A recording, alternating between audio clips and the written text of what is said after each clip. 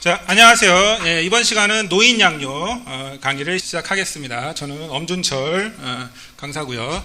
자, 노인양요 강의의 내용이 어떻게 되냐면은 일단은 첫 주차 노인의 약물 동력학적 변화, 그래서 약물의 대사나 이런 게 어떻게 나이가 들면서 변하는지, 그리고 노화 생리라고 해가지고 나이가 들면서 해부 생리학적으로 어떻게 변화가 되는지, 어떻게 노화가 되는지 그것을 이해해서 우리가 환자들한테 설명할 수 있도록 이해를 하는 것을 목표로 하고요.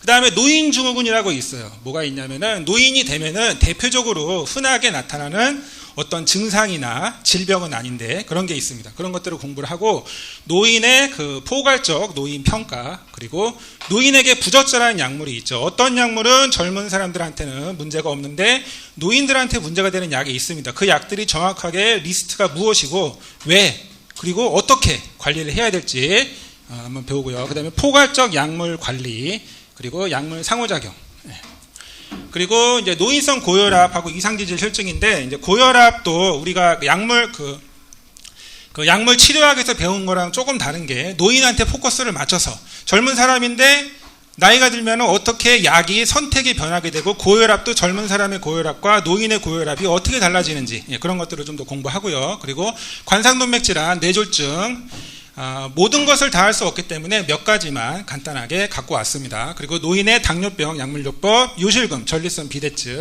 그 다음에 근골격계, 낙상위험 약물이 또 있어요. 그리고 노인하면은 가장 중요한 게 치매죠. 그리고 치매로 인한 행동심리 증상이라고 있습니다. 그런 게 무엇인지 한번 공부를 하고요. 파킨슨병, 그 다음에 노인 우울증, 수면장애, 이렇게 해서 기말고사 보는 형식으로 하겠습니다.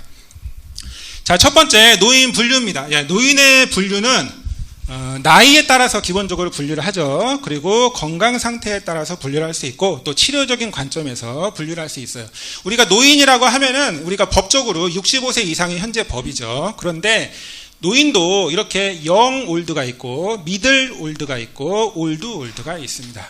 왜 그러냐면은 증상이 달라요. 그리고 약물의 개수나 약물 투여 방법이 조금씩 달라집니다. 왜냐하면은 영 올드 같은 경우에는 그래도 젊은 사람하고 비슷한데 미들 올드 정도 들어가면은 이제 고령자라고 좀 단어가 선택이 바뀝니다. 그래서 노인하고 고령자 하면은 벌써 연로하고 좀 더 다약제 복용, 다중질환을 할 것 같고, 그리고 약물의 부작용이 좀 더 민감해질 겁니다. 그리고 아예 요양원 정도 가시면은 이제 거동이 불편하고 중증, 그런 상태를 이제 올드라고 대략적으로 분류할 수가 있습니다. 그리고 젊은 사람하고 노인하고 다른 게 무엇인가? 바로 다중질환. 우리 젊은 사람들은 만성질환이 없어요. 혈압, 당뇨, 고지혈증, 이런 만성질환, 녹내장, 백내장 뭐 없는데 하나, 둘, 셋, 넷, 5가지, 6가지가 계속 달고 삽니다. 그리고 다약제 복용. 기본적으로 매일매일 먹는 약이 혈압, 당뇨, 고지혈증, 뭐 전립선약 해가지고 5가지 이상을 계속 먹는다라고 하면 다약제 복용이라고 하는데, 만약에 다중질환 다약제 복용을 안 하고 있어요. 그러면 그 사람은 굳이 노인양요 개념으로 볼 필요가 없는 거죠. 이 노인양요 개념은 다중질환과 다약제 복용을 하고 있다라는 그런 사람들을 주로 관리를 하는 거죠. 그리고 인지기능이 저하돼서 잘 못 알아듣고, 그리고 신체 기능이 저하돼서 이제 걸음걸이가 불편하거나 낙상 위험이 있거나 뭔가 있으니까 그런 사람들을 대상으로 노인양요가 나온 겁니다. 노쇠유무, 노인증후군인데 다음 시간에 설명할 거고요. 그래서 이제 치료적인 관점에서 어떤 문제가 있냐? 진단이 안 되는 문제가 있어요. 그래서 우리가 약물 치료학을 배울 때 폐렴을 배웁니다. 그럼 폐렴이 뭐죠? 기침하고 열 나고 혈액 검사하면은 백혈구 수치가 올라가 있어야 돼요. 왜? 감염에 의해서 싸워야 되니까.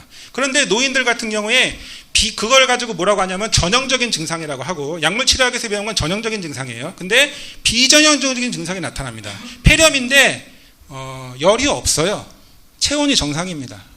폐렴인데 기침 안 해요. 전혀 기침이 없어요. 우리가 잘 모르죠. 폐렴이라고 생각을 못 합니다. 왜? 기침이 없으니까. 백혈구 혈액 검사했는데 백혈구 수치가 올라가질 않아요. 감염에 대해서 싸우질 않고 있습니다. 왜 안 올라가죠? 올라갈 능력이 없어서. 올라가고 싶어도 면역이 되질 않습니다. 기침하고 싶은데 기침이 나오지가 않아요. 왜? 기침할 능력이 없기 때문에. 그런 상태, 증상이 없는 거예요. 근데 어떤 증상만 있죠? 어지럽기만 하고 혼란. 그냥 어지럽고 자꾸 쓰러지려고 그래요. 아무 힘이 없습니다. 근데 폐렴을 잡아내야 되는 거예요. 왜? 증상이 없으니까. 그걸 비전형적인 증상이라고 한다. 그래서 원래 노인양료보다 노인의료가 먼저 발달을 한 거예요. 노인내과라고 해서. 왜냐하면 진단이 안 되니까. 어떻게 다른지 이렇게 나온 겁니다. 자, 그리고 약물 처방이 달라집니다. 대표적으로 노인에게 부적절한 약물이 생기는 거죠. 그리고 복약 수능도가 떨어지죠. 인지저하 뭐 여러 가지 문제로 인해서. 그리고 복약지도가 이제 달라지는 겁니다. 그래서 이렇게 나오게 되는 거고. 그러면은 약을 먹었을 때 젊은 사람하고 노인하고 어떻게 다른가? 흡수, 분포, 대사, 배설 어떻게 달라지는가? 흡수 같은 경우에는 우리가 약을 먹게 되면은 두 가지 방법으로 흡수가 될 수 있는데 능동수송, 수동수송 배웠죠? 그래서 능동수송 같은 경우에는 수송체가 있어야 돼요. 근데 수송체 같은 경우에 나이가 들면서 수송체 개수가 떨어지고 수송체의 어떤 효율성이나 기능이 감소하겠죠. 기능이 쇠퇴하니까. 그러면 어떻게 되죠? 흡수 속도가 느려지는 거예요. 똑같은 약을 먹었는데 흡수되는 양을 이야기하는 게 아니라 그 스피드가 떨어집니다. 천천히 흡수가 돼서. 그리고 수동수송으로 흡수되는 약은 위장부터 흡수가 되기 시작하지만 소장에서 주로 많이 흡수가 돼요. 일반적으로. 그런데 소장으로 가야 되는데 위에서 소장으로 가는 가스트릭 엠팅 타이밍이 더 길어집니다. 그러니까 위장에서 소장으로 늦게 가는 거예요. 그러니까 젊은 사람들은 예를 들어 가지고 30분 만에 다 흡수가 됐어야 되는데 노인은 30분이 아니라 45분, 50분 이렇게 돼야지 흡수가 되는 거예요. 더 느려지는 겁니다. 그래서 결론이 뭐냐? 온셋 타임이 느려지는데 그래서 약물 시작 시간이 지연되는 경향이 있습니다. 그러나 일반적으로 노인이라고 해서 적게 흡수가 되는 건 아니고 총량은 동일합니다. 정상적인 노인의 경우에. 그래서 어떻게 되냐? 약효가 안 나타나는 것 같아요. 약효가 늦게 나타나는 것 같습니다. 그러나 결국은 다 흡수될 거기 때문에 기다리시라. 약효가 없는 것 같아도 결국은 다 흡수될 거기 때문에 용량을 함부로 늘리지 말라는 거예요. 약효가 없어. 약효가 왜 안 나타나? 그게 아닙니다. 용량 함부로 늘렸다가는 부작용이 증가한다. 왜? 흡수 속도가 느려지기 때문에. 분포는 어떻게 변하냐? 분포 같은 경우에는 우리 약물이 지용성 약물이 있고 수용성 약물이 있습니다. 지용성 약물 같은 경우에는 지방으로 들어가요. 보통 지방으로 들어갔다가 지방에서 나오면서 또 약효를 발휘하거든요. 그런데 노인이 되면 어떻게 되냐면 일반적으로 이제 배 나오잖아요. 복부지방 증가하는데 근육은 줄어들고 지방은 증가합니다. 마른 비만도 마찬가지예요. 배 나오고 하면서 전체적인 지방이 증가하는데 그래서 지방이 증가함에 따라서 지방으로 점점 축적이 돼요. 근데 어떻게 되냐면은 지방이 많으면은 지방에 많이 들어가요. 들어갔다가 나중에 나와요. 천천히. 그러니까 결론이 뭐냐? 방광기가 증가된다. 방광기가 늘어납니다. 지용성 약물의 경우. 수용성 약물 같은 경우는 어떻게 되죠? 수용성 약물 같은 경우에는 알부민에 달라붙는 거예요. 바로 효과가 나타나는데 혈액 중에 있는 알부민에 수용성 약물이 한번 달라붙었다가 이 알부민에서 떨어져 나오면서 약효 발휘하는 거거든요. 그런데 알부민이 단백질이란 말이죠. 근데 노인들 같은 경우에는 근육 감소, 알부민도 감소합니다. 일반적으로. 그래서 붙을 수 있는 알부민이 줄어들어요. 그럼 어떻게 되죠? 알부민에 못 붙고 프리, 혼자 떠돌아다니는 애들, 이런 약물들이 약효를 발휘하는데 이게 증가하는 거죠. 그래서 같은 양을 투여해도 약효가 세지는 겁니다. 약효가 세진다는 얘기는 무슨 얘기죠? 부작용도 세진다는 얘기죠. 그래서 결론은 약효 및 부작용이 증가할 수 있으므로 젊은 사람보다 일반적으로 감량을 하는 게 맞습니다. 되게 쉬워요. 노인은 약물 용량을 줄여야 됩니다. 그 결론인데 좀 자세하게 설명하는 겁니다.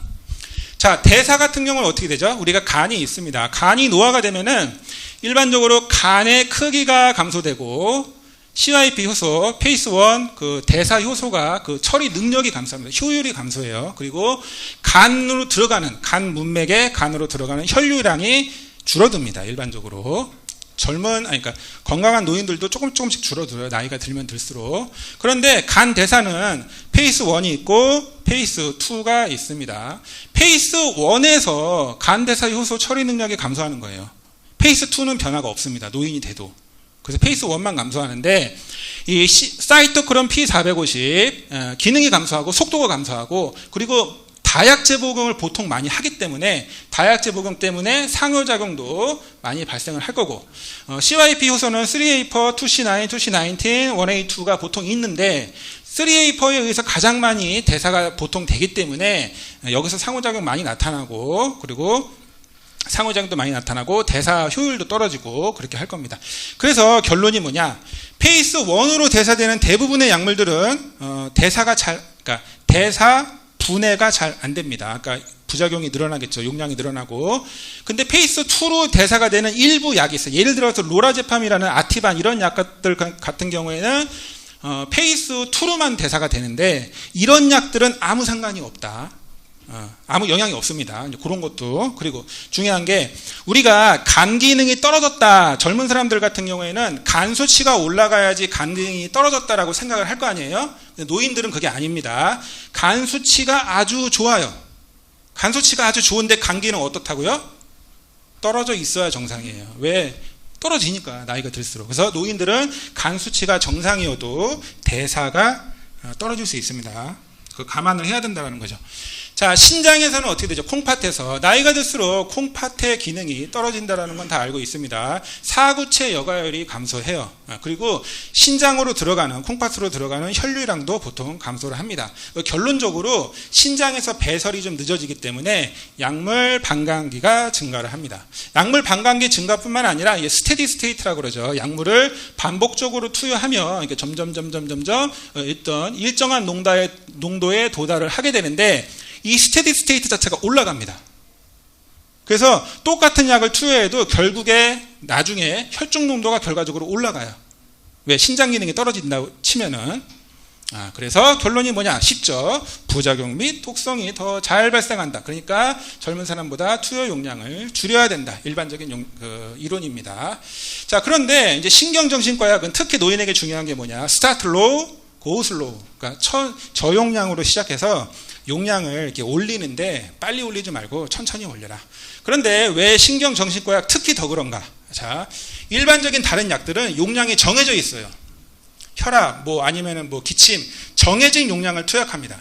그런데 정신과약은 정해진 용량이라는 거 없는 겁니다. 개인 맞춤이에요. 그래서 저용량부터 그러니까 똑같은 우울증, 똑같은 조현병, 똑같은 뇌전증이라고 하더라도 용량 모르는 거예요. 왜냐면은 천천히 올리면서 맞추는 거거든요, 보통. 왜냐하면 개개인마다 차이가 너무 크기 때문에. 그래서 노인들 같은 경우에는 이 증상이, 그러니까 효과가 있냐 없냐를 봐야 되는데 더 천천히, 더 낮은 용량으로 천천히 보면서 가자 이거죠. 왜? 좀 이따 이야기할 거지만 중추신경계에 문제가 더 많기 때문에. 자, 이제 양역학적 파마코 다이내믹 보겠습니다. 자, 노인의 경우 같은 용량을 투여해도 젊은 사람보다 신경정신과약의 부작용이 특히 더 강하게 나타난다. 왜 그러냐면은 BBB, 브레인 블레드 베리어가 있죠. 혈액 내 관문으로 약이 들어갑니다. 약이 들어가는데 이 혈액 내 관문이 문제가 있어요. 예를 들어서 느슨해지고 효율이 안 좋아요. 그러면은 이 뇌로 들어가는 걸 어느 정도 막는 관문이 있는데 이 관문 자체가 문이 좀 부서져 있다고 생각을 해보세요. 그러면은 같은 용량을, 신경정신과에 같은 용량을 투여했는데 젊은 사람보다 노인이 어떻게? 더 많이 들어간다. 그거예요. 더 많이 들어가기 때문에 중추신경계에 더 많이 고농도로 분포하는 경향이 있기 때문에 약에 대한 민감도가 커진다.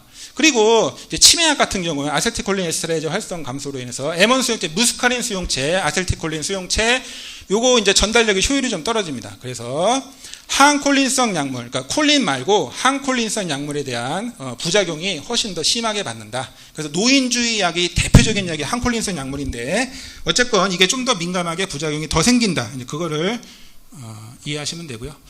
그리고 이제 양력학적으로 또 달라지는 게 뭐냐면은 벤조디아제핀이 특히 정신과 약이죠. 이 벤조디아제핀은 지용성 약물이고요. 우리가 뇌로 들어가는 것들은 주로 혈액 내 관문은 지용성 약물이 잘 통과하고 수용성 약물들은 혈액 내 관문을 잘 못 통과하는 경향이 있는데 어쨌건 벤조디아제핀 같은 경우 지용성 약물이고 CNS에 잘 분포를 하는데 그런데 이 CNS로 더 많이 들어간다고 그랬죠. 더 많이 잘 들어가기 때문에 반감기도 길어지고 그래서 인지 능력이나 민감도 졸음에 대한 이런 부작용이 더 커진다. 벤조디아제핀 부작용이 더 민감하다. 마약류 진통제 트라마돌 같은 경우가 비마약성이라고 배웠지만 그냥 마약으로 봅니다. 그래서 비마약성 진통제 트라마돌 포함해가지고 오피오이드 수용체에 대한 어떤 그 결합력, 친화력 이런 것들이 좀 변화가 있습니다. 그래서 결론이 뭐냐? 부작용이 더 잘 나타난다. 트라마돌 같은 경우에 어지럽고 졸리고 속 안 좋고 이런 것들이 더 세게 나타난다. 그리고 이뇨제 같은 경우에 그 저나트륨 농도 치아지드 이뇨제 다이크로직 같은 경우에는 나트륨 농도를 떨어뜨리는데 어쨌건 이런 전해질 불균형 위험성이 이뇨제가 젊은 사람보다 더 크다. 신장 기능이 떨어지는 것도 연관지어서 생각을 하고요. 그래서 결론이 뭐냐? 나트륨 농도가 떨어지면 어지러워요. 쓰러집니다. 쓰러지면 어떻게 되죠? 낙상, 골절, 노인들한테 위험합니다. 그러니까 결론은 똑같은 이뇨제인데 더 어지러울 수 있다. 왜? 저나트륨 혈증으로 인해서.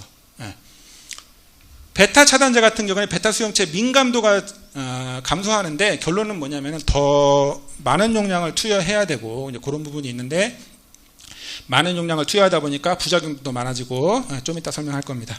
자, 와파린 같은 경우에도 비타민 K 이용 능력에 어떤 변화가 생기기 때문에 결론은 부작용이 조금 더 민감해질 수 있다. 그래서 이제 이런 약들을 무슨 약이라고 그러냐면은 중점 관리 약물. 노인들한테. 그래서 지금 이런 명단들이 중점 관리 약물 목록에 포함이 됩니다. 자, 그래서 이제 노화생리에 대해서 말씀드리겠습니다. 노화생리도 뭐 1년이 아니라 한 학기 동안 배워야 되는 생리학을 2시간 만에 그냥 끝내는 거죠. 2시간 만에 끝내는 겁니다. 간단하게. 그래서 노화생리 같은 경우에 이제 뭐 심혈관, 그 다음에 호흡기 몇 가지만 갖고 와서 간단하게 이해를 한번 해보겠습니다. 자, 심혈관계의 변화. 노화가 되면 어떻게 될까요?